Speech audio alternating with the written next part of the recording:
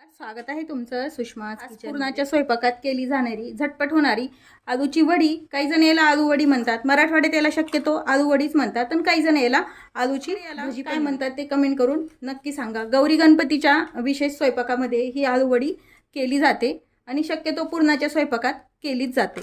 अगदी कुरकुरीत अशी ही आलू वडी तयार बघा. रेसिपीला लाईक करा, तसेच चॅनलला सबस्क्राईब करायला विसरू नका. दाखवते, पाहू शकता तुम्ही, अगदी कुरकुरीत वडी तयार होती ही आणि शेवटपर्यंत अशीच राहते. फक्त वडी तळताना काही टिप्स आहेत त्या लक्षात ठेवायच्या, त्याकरता व्हिडिओ शेवटपर्यंत बघा. सुरुवात करण्याआधी सर्वांना गौरी गणपतीच्या हार्दिक शुभेच्छा. आज आपण हे जे आलूचे पानं असतात, हे छोटे पानं घेतलेले आहेत, त्याची आपण पुरणाच्या स्वयंपाकात जी वडी करतात, काही जण याला वडी म्हणतात किंवा मग काही जण याला आलूची शक्यतो. प्रत्येक पुरणाच्या स्वयंपाकात, महालक्ष्मीचा स्वयंपाक असो, गणपतीचा असो, यामध्ये ही आलू वडी केली जाते.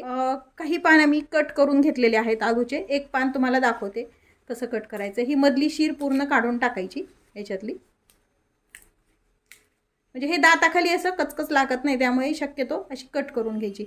आणि याचे तुम्हाला हवे तसे छोटी मोठी अशी आलू वडीसाठी याचे तुकडे करून घ्यायचे असे या पद्धतीनं. आता आपण हे सगळे तुकडे करून घेतले. आलू वडीसाठी लागणारं पीठ तयार करूया. वडी किंवा मग भज्यासाठी एक ह्या चमच्यानी 3 ते 4 चमचे हे चणा डाळीचं पीठ घेतलंय. यामध्ये 1 चमचा तांदळाची पिठी घालायची. यामुळे काय होतं, कुरकुरीत आलू वडी तयार होते आणि ही अगदी वाफ न घेता झटपट तुम्ही 5 मिनिटात पण ही आलू वडी. धना पावडर टाकून घ्यायची, हळद, हिंग, थोडासा आवश्यकतेनुसार तिखट टाकून घ्यायचंय.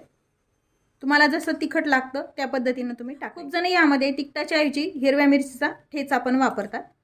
ओवा अर्धा चमचा हातावर घ्यायचा आणि क्रश करून टाकायचा. ओवा मात्र आवश्यक आहे, त्यामुळे टेस्ट छान येते वडीला. पांढरे तेल ऑप्शनल आहेत, नाही टाकले. चिरलेली कोथिंबीर, कोरडा आपण मिक्स करून घेऊया व्यवस्थित. मसाले हे आणि पिठामध्ये कोरडे जिन्नस सर्व मिक्स करून घेतलेत. आता यामध्ये आवश्यकतेनुसार थोडं थोडं पाणी घालून साधारण सेमी थिक असं पीठ मळून घ्यायचं. हे आपल्याला भिजवून घ्यायचे. आपण जसं बटाटे भजीला वगैरे भिजवतो ना, त्याच पद्धतीने हे पीठ भिजून झालंय. साधारण 1 वाटी पिठाला 1 वाटी पीठ असेल हे 4 ते 5 चमचे, अर्धी वाटी पाणी लागले आपल्याला भिजवण्यासाठी. याच पद्धतीने आपल्याला हे घट्टसर हवंय. हे आलू वडी किंवा मग आलूचे भजे तळण्यासाठी गॅस सुरू करून मी तेल गरम करायला ठेवलेलं आहे. थोडंसं पीठ टाकून पाहिले मी तेल गरम झालं का ते. थोडंसं वेळ आहे अजून तेल व्यवस्थित. थेंब टाकले पीठ असं वरती आलं पाहिजे. आता हे तेल व्यवस्थित ठेवायचं. तेल तापल्यानंतर असं आलूचं एक पान घ्यायचं व ह्या पिठामध्ये असं डीप करायचं. साधारण कमी पीठ लागल असंच हे भिजवायचं, म्हणजे आलूची वडी छान कुरकुरीत होते. वडीचा आकार तुम्हाला हवा तसा तुम्ही छोटा मोठा करू शकता. आणि हे यामध्ये तळायला टाकून घ्यायचं. अजून एक तुम्हाला मी दाखवते. या पद्धतीनं या साईडनं पुन्हा या साईडनं डीप करायचं, फोल्ड करायचं आणि पुन्हा हे तळायला टाकून द्यायचं. अगदी छान कुरकुरीत झटपट तयार होते ही आलू वडी व पण चवीला पण अगदी अप्रतिम लागते. पुरणाच्या स्वयंपाकात हमखास ही केलीच जाते.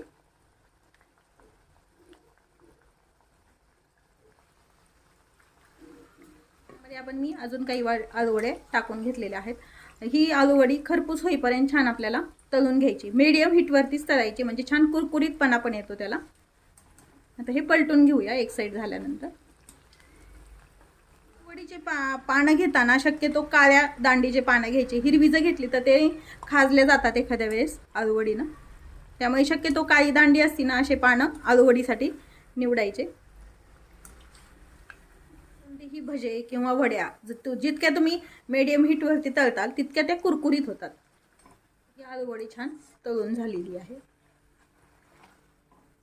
अगदी कुरकुरीत आलूवडी तयार होते ही. आता ही आलूवडी एका जाळीवरती मी टिश्यू पेपर टाकलाय आणि त्यावरती काढून घ्यायची. अशाच आपण बाकीचे जे पान राहिले त्याच्या आलूवड्या तयार करून घेऊ. गौरी गणपतीसाठी किंवा मग कोणत्याही पुरणाच्या स्वयंपाकात बनवली जाणारी खमंग आणि खुसखुशीत अशी आलूची वडी. अगदी कुरकुरीत आलूवडी तयार होती ही. मराठवाड्यात हमखास पुरणाच्या स्वयंपाकात ही आलूवडी बनवल्या जाते. कशी बनवतात ते कमेंट करून नक्की सांगा. तोडून दाखवते, पाहू शकता. अगदी कुरकुरीत. थंड झाल्यावर पण या पद्धतीने केलेल्या वड्या अगदी कुरकुरीत राहतात.